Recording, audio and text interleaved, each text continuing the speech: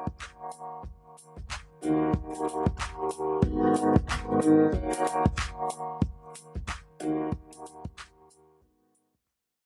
I'd like to welcome you to another episode of Money Matters Top Tips for Success, where each and every day I bring on business owners, entrepreneurs, and executives and have them share their top tips for success with you.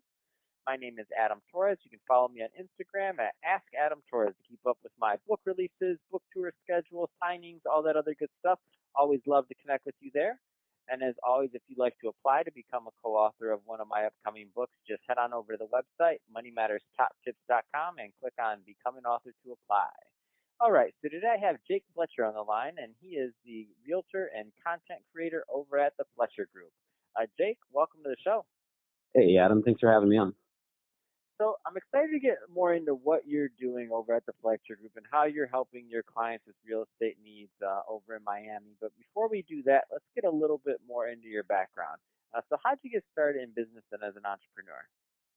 All right. Well, I'll give you the concise version because I come from a family of entrepreneurs. So it's a lifelong situation. My grandfather actually was the first entrepreneur in my family, started a successful car dealership. My dad took that over.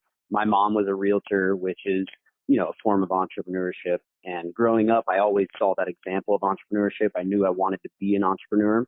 And for the last 10 years, I've been in the music industry.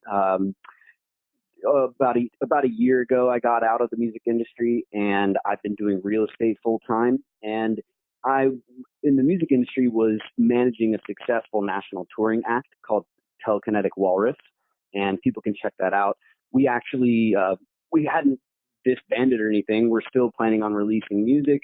It's just kind of after 10 years of realizing that in the music industry, success doesn't necessarily mean financial success. And, people want to buy houses and, provide for their families and stuff. So you kind of got to, take a fork in the road at some point. So I was doing everything from a management point of view in the band. I was the band manager, the touring manager, the booking manager, the administrative and business manager, like basically the non-official accountant.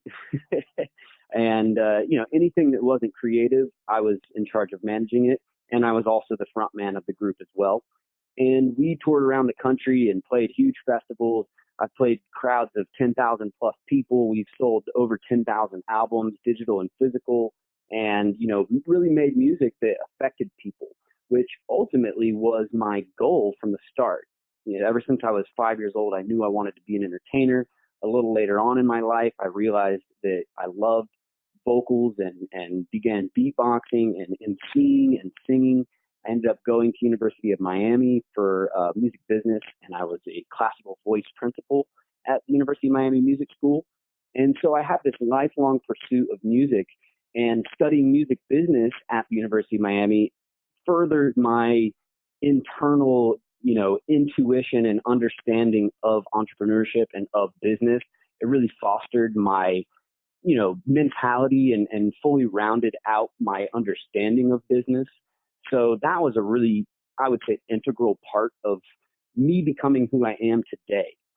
So I reached this point where it became very clear that just because you're successful in music doesn't mean you're, putting down payments on investment properties and things like that. So I said, okay, well, I have a degree in music business. Why don't I go try to, work at one of these record labels in town? And that was basically to, try to use my degree, use my knowledge that I had gained and, was applying for jobs that I was vastly overqualified for. But I'm fluent in Spanish, but I'm not idiomatically fluent. And most of those jobs were looking for someone who is idiomatically fluent. And, it ended up being a blessing in disguise that I didn't get those jobs because at heart, I'm an entrepreneur. So it doesn't really make sense for me to go, work for a company anyways. So I said, okay, these music business jobs aren't working out in Miami, and I'm not moving out of Miami because I love Miami. And, what's Miami the city for? So, when I was having that internal dialogue with myself, it dawned on me, dummy, real estate, and my mom was a realtor. I've always wanted to get into investment properties. And, I've always had a passion for real estate, a love for real estate and an understanding of it as well. since a young age. So I was like, that's it. So I started that same day. I went and got my, uh, got paid for the course and started doing the online course, got my license, and I've been doing real estate full time ever since. And actually was the way that I transitioned. This is also related on the entrepreneur tip. The way I transitioned into real estate is by teaching private music lessons. So all the while I was in the touring act, the way I was helping to pay my bills, because you're really only making substantial money when you're touring, which isn't all the time. So the way I was substantiating my bills was through private music lessons, which is quite lucrative without having to take a lot of your time. So that was a whole nother entrepreneurial endeavor that I took on and was successful at for about a decade. And that actually allowed me to transition into real estate so that I had the time at the beginning to put, full time, well over 40 hours a week into real estate while still teaching lessons and being able to pay my bills, et cetera. And now, thankfully, I'm at a place where I have been able to stop teaching the private music lessons and put even more time into real estate. So that's pretty much the summary, as concise as I can make it, into my entrepreneurial background and how I've gotten to where I'm at. Man, that's awesome. I love this story. And the reason I like it is because real estate to me is, I mean, it's just one of the best industries to be in, especially as a realtor. I mean, the idea of, I mean, from whatever angle you're coming at it from whether it's, helping someone invest in the property or or helping somebody in a home they're going to live in. I mean, that's one of those things that if I could go back and do it all again, I'm like, I bought some investment properties, done stuff like that, but I never did go down the path of actually taking it as a business in the manner that you are. So that's really cool stuff there. So there's some what I also like about this is that this is one of those things that was in transition, and I think there's some other people that are out there listening that are maybe have always wanted to go get into the business and they're just starting, and maybe they come from a different type of background also. So you had more of a music background and an entrepreneurial background in that space, which the skill set's definitely translatable, I would say. What Mm-hmm. kind of advice would you give to that new, maybe they're considering going into real estate but haven't quite pulled the trigger on it? What kind of, since you kind of come from that background, what kind of advice would you give them? That's a great question, and the answer is a pretty more of a loaded answer than I could probably give in the time slot that we have. I've actually considered doing a video on this topic on my YouTube channel, but I'll give you a concise, the boiled down nugget. My advice would be whatever you're doing now, you got two ways to look at it. You either do what you're doing now to and save enough money to have a nugget, a little nest egg to draw on so that you can survive for 6 to 9 months without making any income, preferably more, because some people go a whole year without making money in real estate. It just depends. Uh, so that's one route, is build up that nest egg so that you can just drop whatever you're doing and go 110% full on. The other way is to do something that you can do, part time. Like in my case, I was teaching music lessons, and sometimes, like, I'm in Miami, we have Art Basel here, which is one of the biggest international art fairs. So I would get some little random like art handling gigs, things that would pay really well, but they weren't a lot of time commitment. So you could do things like that, things at nighttime, like promo gigs, things where you can make good money part time, like a good hourly rate, be able to pay your bills, but not put a ton of time into it, and spend every single waking minute that you're not doing that, doing real estate and getting your knowledge and skills up in real estate.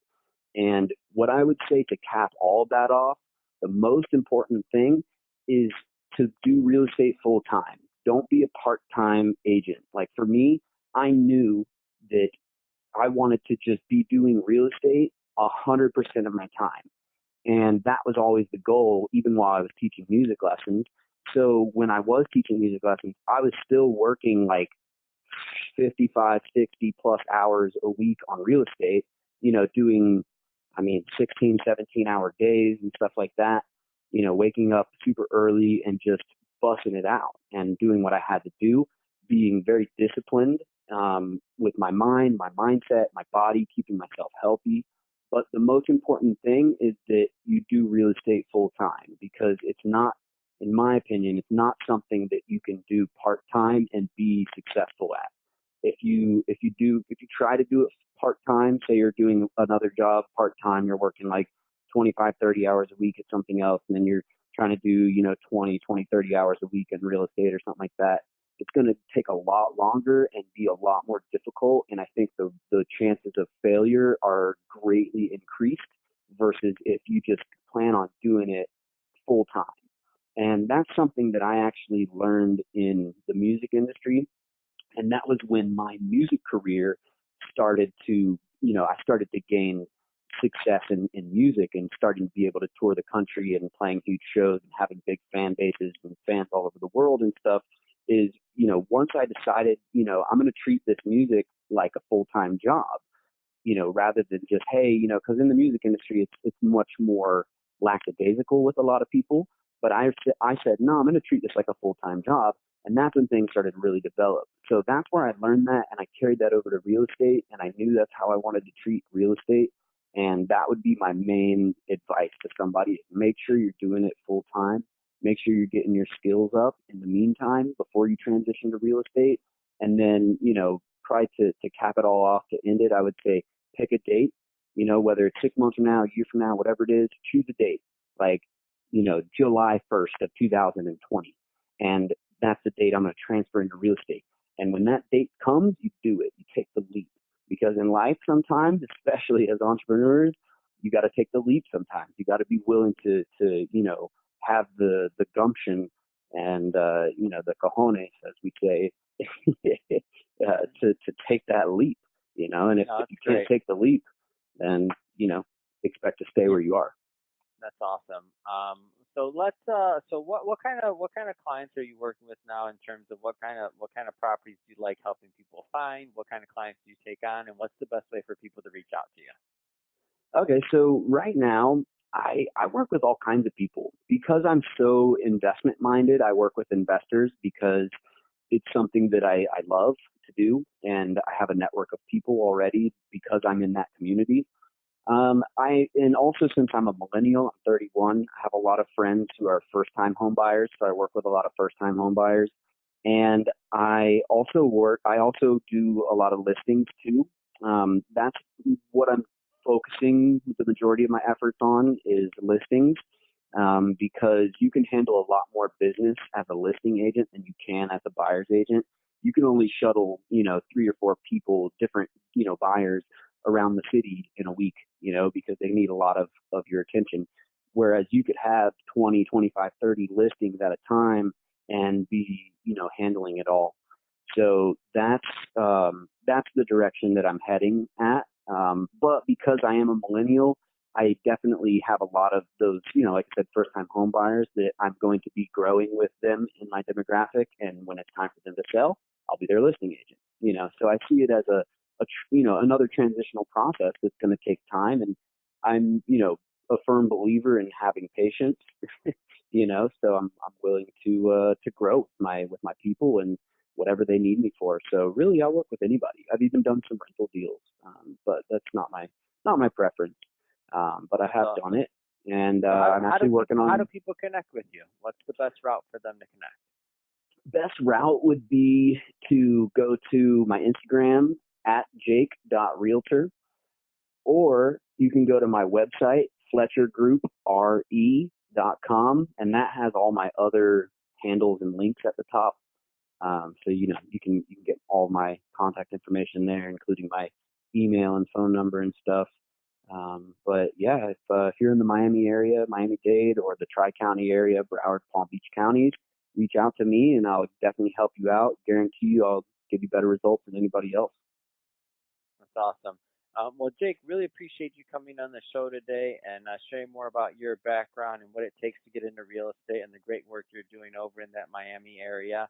To the audience, as always, thank you for tuning in. I hope you got a lot of value out of this. If you did, don't forget to subscribe to the podcast, leave me a review, do all those great things we do to support our podcasters. I really do appreciate it. And Jake, thanks again for coming on the show. Yeah, thanks for having me, Adam. It was a pleasure.